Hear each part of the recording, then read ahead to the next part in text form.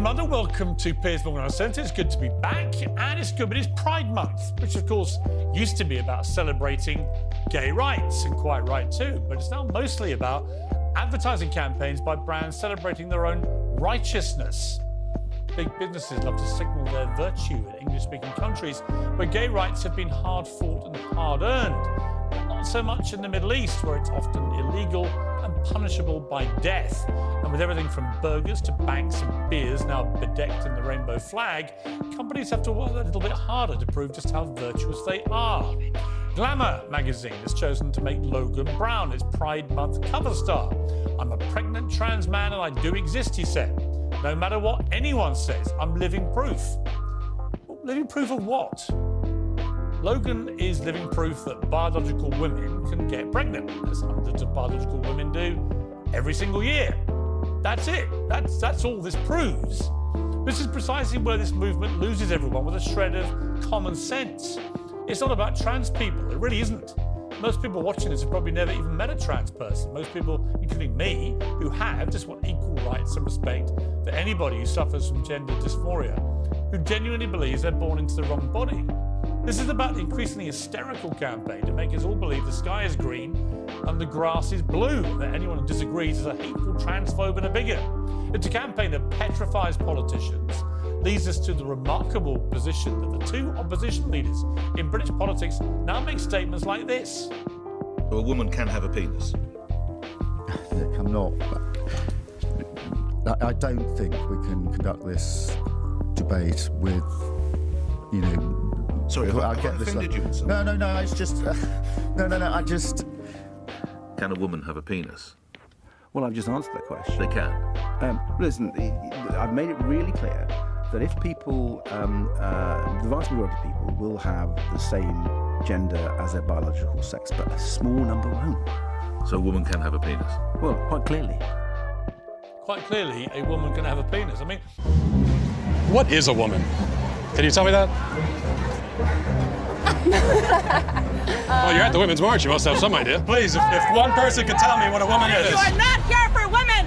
We ask you to leave. What is that? I'm a husband. I'm a father of 4. I host a talk show. I give speeches. I write books. I like to make sense of things. A woman is not anything in particular. There is not one particular thing. It could be many things to many people. Some women have penises, right? Some men have vaginas. I like scented candles, and I've watched Sex and the City. Yeah. How do I know if I'm a woman? That's a great question.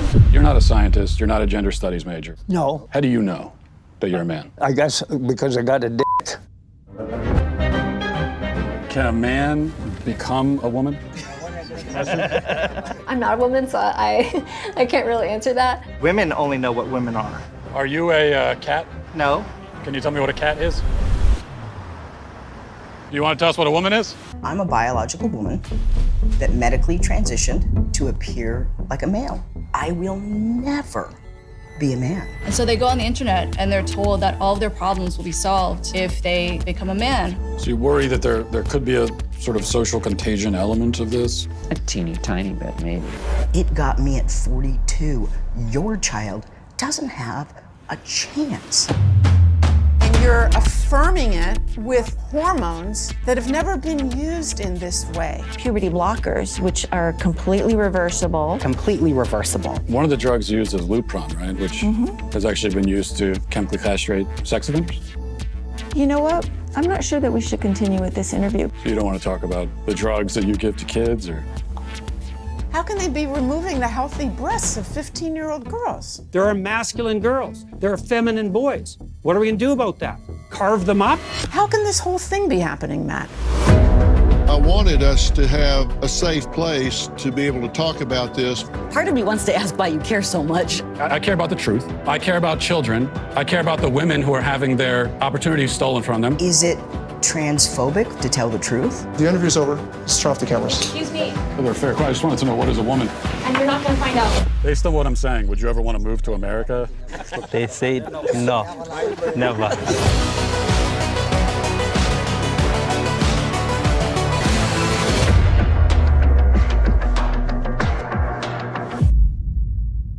I hope you enjoyed it a little bit. We'll see when it comes out. That happened before it went away. And I spent the whole week I was in France mulling over that answer and concluded it was a completely stupid thing to say, wasn't it? Can you imagine if I'd said 10 years ago that British politics would pivot on the question of whether women have penises, or that the most terrifying question in the world would be, what is a woman? The documentary of that name, What is a Woman?, calmly eviscerates this absurdity by allowing the people who advance the looniest arguments to tie themselves in their own knots. Please, if one person could tell me what a woman is. You are not here for women! We ask you to leave! What is that? A woman is not anything in particular. There is not one particular thing. It could be many things to many people. Some women have penises, right? Some men have vaginas. Women only know what women are. Are you a cat? No. Can you tell me what a cat is? Do you want to tell us what a woman is? I'm a biological woman that medically transitioned to appear like a male. I will never be a man. The interview's over. Let's turn off the cameras. Excuse me, Well, they're fair. I just wanted to know, what is a woman? and you're not going to find out. Well, that documentary was posted to Twitter at the end of last week, so it can be seen far and wide for free to mark its anniversary. But in a sign of these fevered times, it was censored for the crime of misgendering. Misgendering. Well, Twitter's new owner, Elon Musk, personally intervened and then recommended the film to his gazillions of followers. And in a second sign of our times, the tweet promoting the film has now been viewed 172 million times.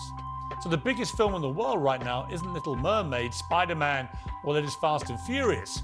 It's What is a Woman by Matt Walsh, which I think shows the level of sheer exasperation there is of this relentless campaign to subvert reality and bully anybody who refuses to go along with it.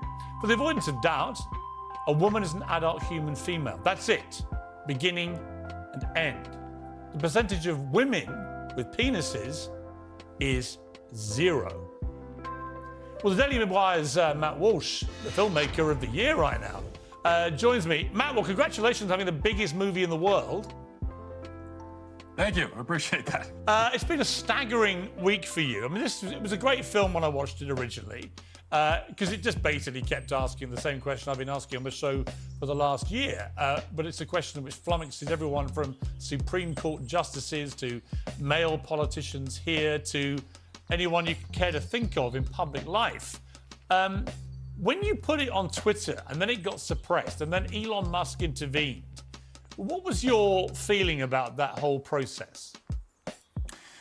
Well, when they first decided to censor it, it was kind of this feeling of, oh, well, here we go again, because this is what we're used to from big tech. It's every single big tech platform is run by the radical far left, and especially on this particular issue, they don't want you to talk about it. They don't want it acknowledged. There are basic truths that aren't allowed to be discussed. We were just demonetized by YouTube on misgendering grounds, just a couple of weeks ago. We thought that Twitter would be different under Elon Musk, and then they kind of pulled the rug out from under us. And at first, for me, it was sort of this, okay, well, I guess Twitter's the same as all the rest of them, until Elon Musk, as you say, intervened.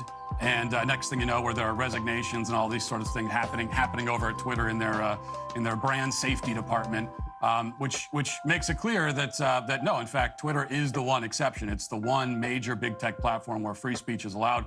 So I was happy that, of course, how it worked out, but also that this film, on top of dealing with the gender issue, also could succeed in really a victory for free speech. I think it's a really important victory for free speech, because if it had gone the other way and Twitter had decided to keep this film censored, then that would set a really dangerous precedent, I think, for all the other platforms. Yeah, no question. Elon Musk said this in reply to someone who tweeted him.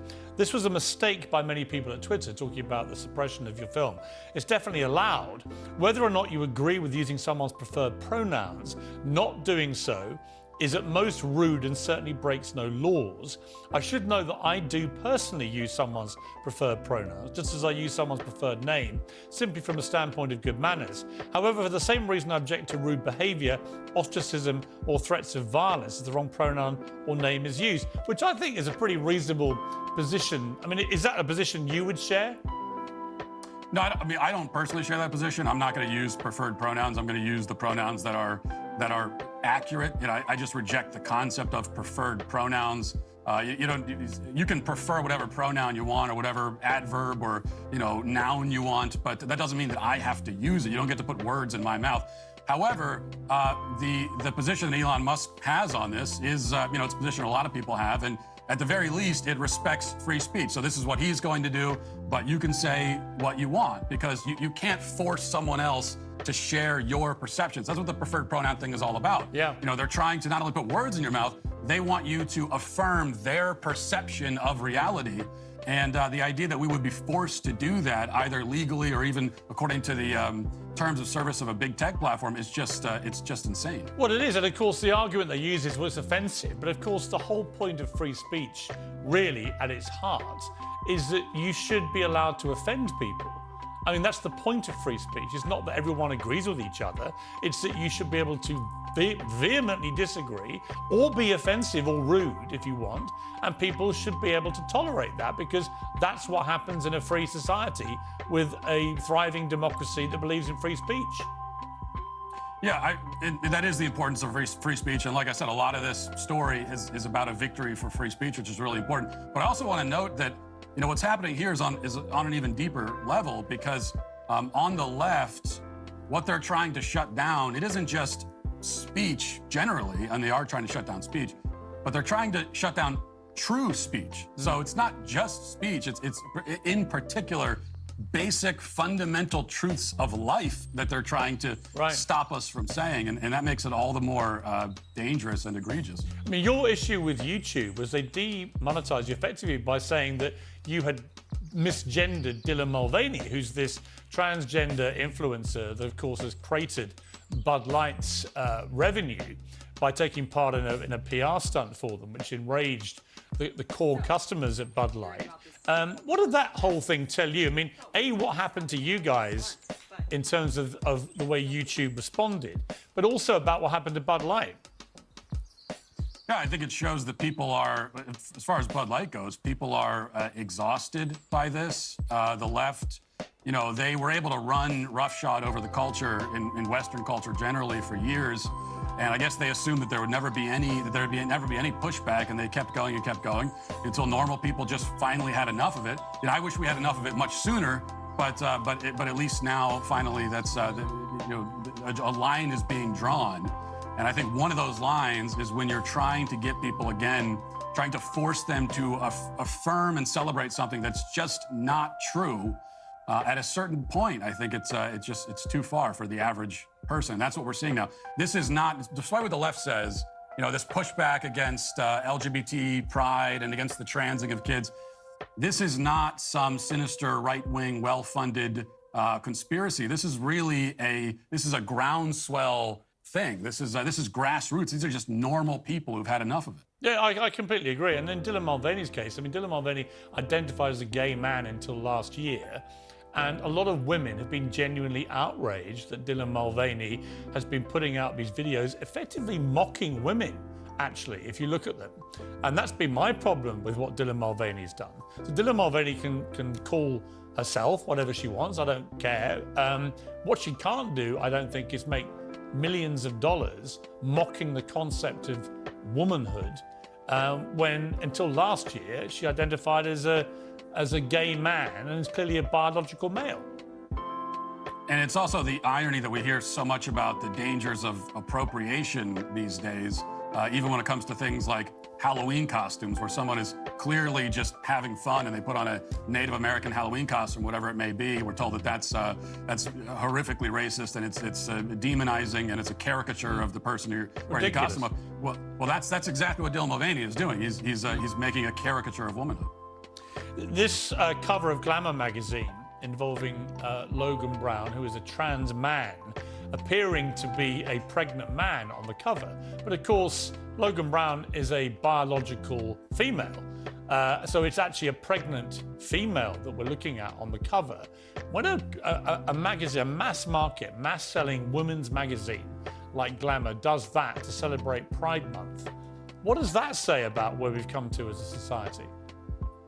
Well, I tell you one thing it actually says is it makes the opposite of the point they're trying to make, because the point it actually makes is that women are still women no matter how they identify. I mean, I read that article and they're making a big deal about, Logan Brown was saying, well, yes, I exist. I'm pregnant. This is real. I know it's blowing people's minds. Well, no, it doesn't blow anyone's mind. We know that you're a woman. Even if you cut your hair short and you give yourself a different name, you're still a woman. You still have the biological function and capacity of a woman. So that's actually what it proves, is that this biological identity is inherent, it's immutable.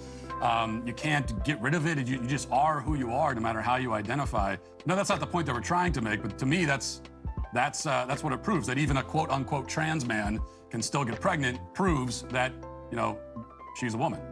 We've seen, as I said, Bud Light, we've seen the revenue collapsing after the Dylan Mulvaney thing. We've seen Target, a big supermarket chain in America, suffering similar problems after really going very hard on Pride merchandise in the children's departments.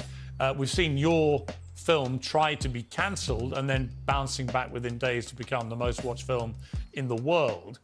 I'm getting a gut feeling, Matt, that the woke worm is turning.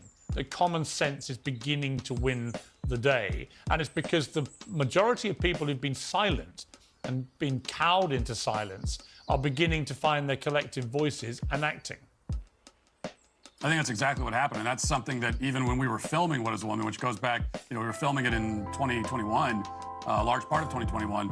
And, I can remember going around the streets in various different cities and doing these man-on-the-street interviews with people, talking about these issues with them.